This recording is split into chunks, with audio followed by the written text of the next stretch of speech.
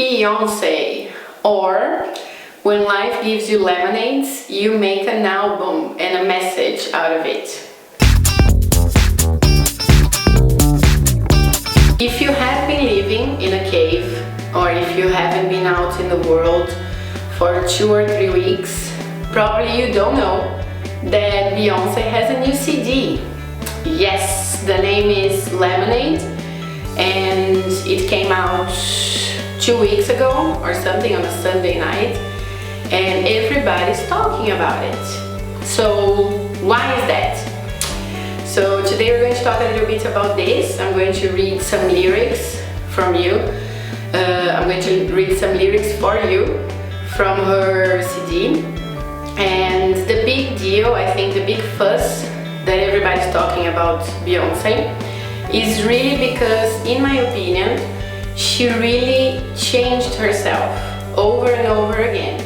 She's part of a movement today that probably you also know about. It's a movement that is trying to empower women of my generation, women of her generation and younger women. The idea in this movement is that it's formed by actresses and other singers.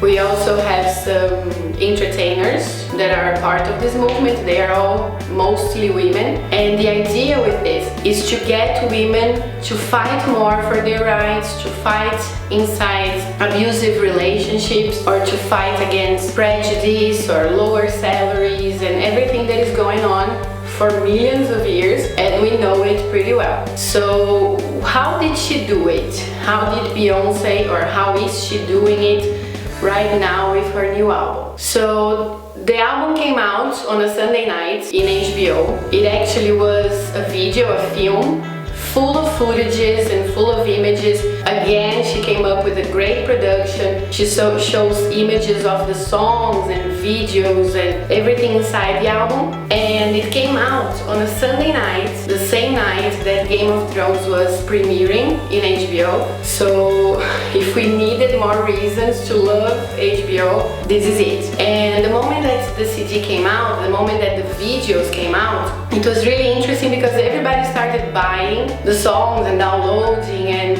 learning more about her album, and everybody went really crazy when they started paying attention at the lyric. Why? Why exactly is everybody talking about it, and why things are so crazy with this CD? So I'm going to read for you some parts of her lyrics, some parts that I thought were really nice about her new point of view. And the funny thing that I want you to pay attention, if you haven't heard or listened to any of this stuff, is who is she talking about? So try to answer this question. So one of the lyrics that I separated here says something like this: who the do you think I am? You ain't married to no average boy. So she's really talking to a guy, and she's really aggressive when she says these things, and it looks like she's really angry at someone who is important in her life. Another one that I thought it was really interesting is something that everybody's also talking about. Says, he only wants me when I'm not there. He better call Becky with the good hair. This is part of a song that is called Sorry.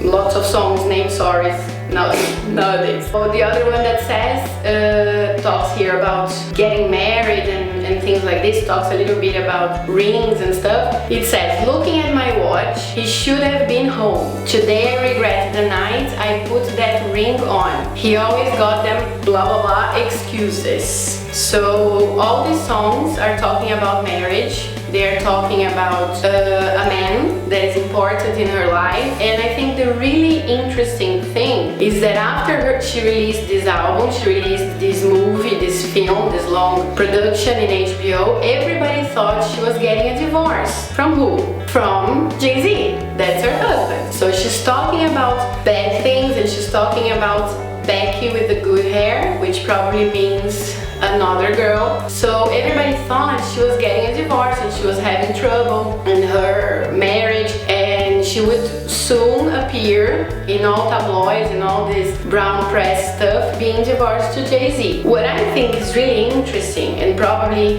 this is going to sound crazy, is that she is assuming this persona. I really don't think she's having trouble in her marriage. Maybe she had trouble, maybe she's finding some problems with her husband, but the first show of her tour, which came out 3 or 4 days after the album, she dedicated these songs to Jay-Z. She called him a loving husband. So my opinion about this album, my opinion about these lyrics is something very similar to an artist here in Brazil. So here in Brazil we have an artist, maybe you haven't heard of him. His name is Chico Buarque. When he was really composing and creating songs, he used to write about different people as if he was women, as if he was a lower class person. So he assumed this persona when he was composing.